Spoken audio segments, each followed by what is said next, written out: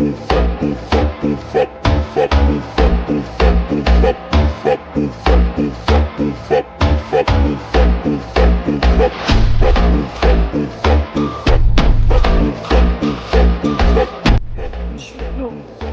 আমাকে ভুলে যাও।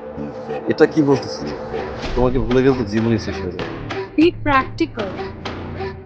জীবন শেষ করে তো আর কিছু করা যাবে না। যা করার জীবন দেখি করবে। কি বলছো হঠাৎ করে? কি বলতে চাও? বাবা মা আমার বিয়ে ঠিক করেছে। আমার বাবা মার পছন্দ ছেলেকেই বিয়ে। তুমি এগুলো কি বলছো?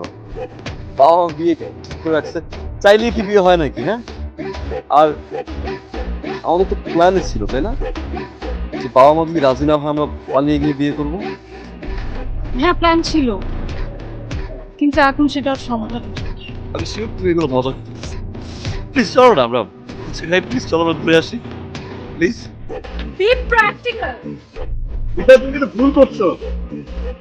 এটা please come back, come back Vidya, please come back.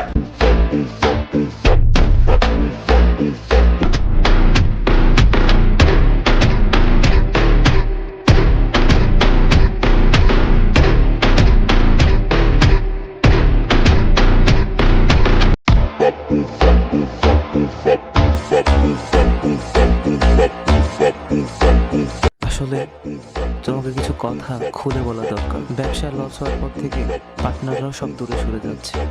এইদিকে ব্যাংকের প্রেশার আমি নিতে পারছি না। আসলে এই বাড়িটাও ব্যাংকের কাছে মর্গেজ রেখে লোনটা নিয়েছিলাম। আগামী 2-1 দিনের মধ্যে বাড়িটাও ছেড়ে দিতে হবে।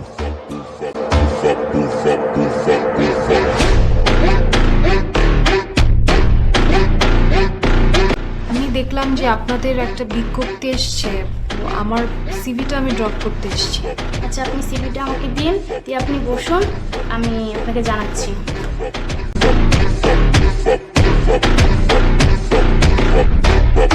আচ্ছা আপু, এইমাত্র যে লোকটা হেঁটে গেল নীল স্যুট পরা, উনি কি অফিসে কাজ করেন? উনি আমাদের বস। আচ্ছা, আপনি আসতে পারেন, আমি আপনাকে জানাবো।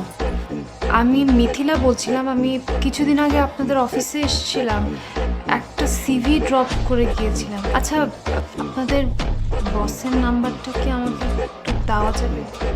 সরি ম্যাডাম, আমরা অপরিচিত কাউকে বসের নাম্বার দিই না।